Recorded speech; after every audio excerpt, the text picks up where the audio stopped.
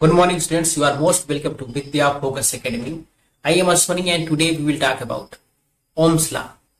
Friends, in previous video, I have already discussed you current, voltage, what is electricity, potential. Okay, and in this video, I will talk about Ohm's law, resistivity, resistance, type of resistance, connection of resistance. Okay, let us start. First I will talk about Ohm's law. बच्चों, Ohm's law क्या होता है? At the constant temperature,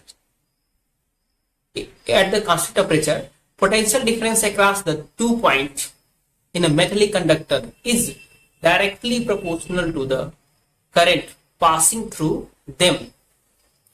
बच्चों, क्या है ये?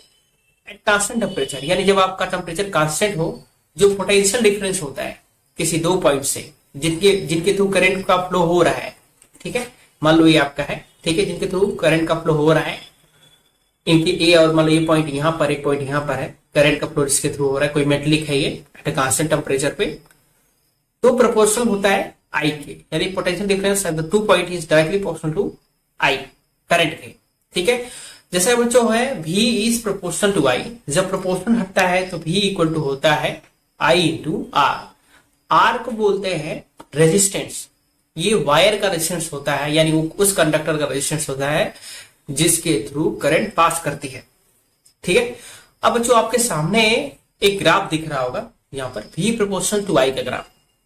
इसका कहने का मतलब है कि यदि हम V को बढ़ाएंगे तो I बढ़ेगा, यदि V 0 है तो I 0 है। इसका मतलब है कि यदि इस तार में यानी मेटलिक कंडक्टर में यदि करंट फ्लो कर रहा है, इनके बीच में पोटेंशियल डिफरेंस, मान लो ये पॉइंट यहां पर, एक पॉइंट यहां, इनके बीच में पोटेंशियल डिफरेंस यदि 0 है तो करंट भी 0 है, यानी यदि पोटेंशियल डिफरेंस बढ़ाएंगे तो करंट का फ्लो भी बढ़ेगा। इसलिए ग्राफ स्ट्रेट लाइन है, ठीक है, सीधा, यानी V 0 तो I 0, सीधा सीधा, ठीक है।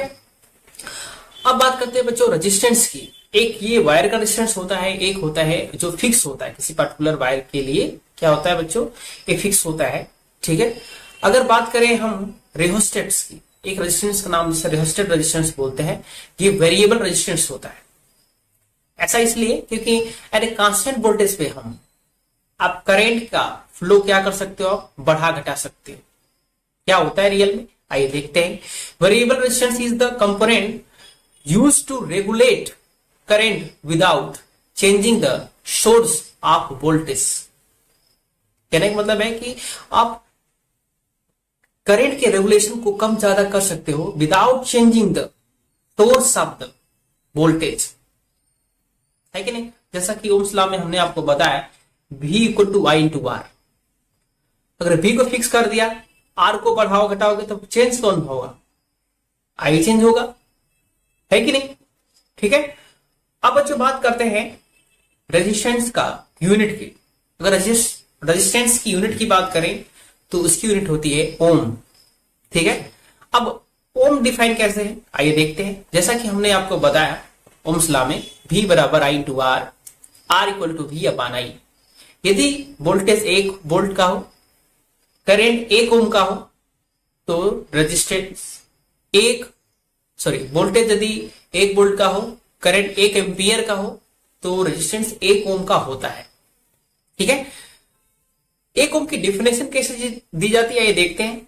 यदि किसी मेटलिक कंडक्टर के अंदर किसी पॉइंट का, 2 पॉइंट का पोटेंशियल डिफरेंस 1 वोल्ट का हो और उसमें 1 वोल्ट की वजह से 1 एम्पियर की धारा फ्लो हो रही हो, यानी करंट फ्लो हो रही हो, तो वहां पर हम बोला जाता है कि वहां पे रेजिस्टेंस यानी उस वायर के अंदर डेवलप होगा 1 ओम का रेजिस्टेंस डेवलप होगा, ठीक है। मुझे उम्मीद है कि आपको ये समझ में आ रहा हो।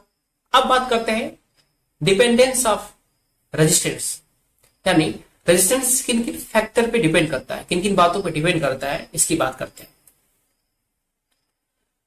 अगर बात करें रेजिस्टेंस की तो वो डिपेंड करता है लेंथ ऑफ द वायर, यानी R is directly proportional to length of the wire, यानी जितना ज्यादा आप लेंथ लोगे वायर का, कंडक्टर का जितना ज्यादा लेंथ होगा उतना ज्यादा रेजिस्टेंस होगा, ठीक है।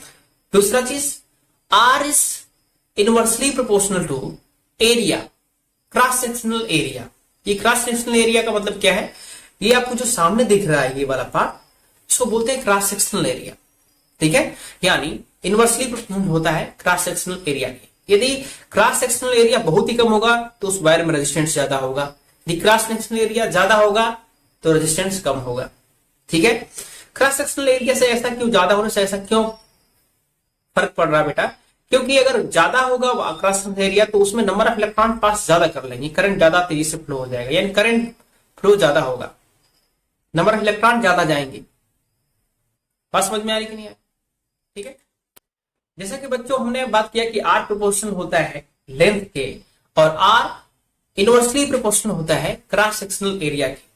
जब दोनों प्रोपोर्शनल को मिलाते हैं तो एक आता है कांस्टेंट जिसे कहते हैं रो।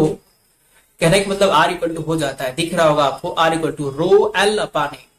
रो को बोला जाता है रेसिस्टिविटी। फॉर एल आर की बात करें तो इसका रेंज होता है रेसिस्टिविटी का 10⁻8 टू 10⁻6। अगर बात करें इंसुलेटर का 10⁻12 से 10⁻17 तक का होता है, यानी इंसुलेटर में हाई रेसिस्टिविटी होती है। और एलोआ की बात करें, मेटल एलोआ की बात करें तो उसमें -10⁻8 टू 10⁻6 तक होता है रेंज उसका। ठीक है, अभी रेसिस्टिविटी क्या होती है? रेसिस्टिविटी क्या होती है बच्चों? रेसिस्टिविटी का मतलब होता है कि किसी मेटल के लिए जब एक्सपेरिमेंट किया जा रहा था कुछ फैक्ट उसमें डेवलप हो गए।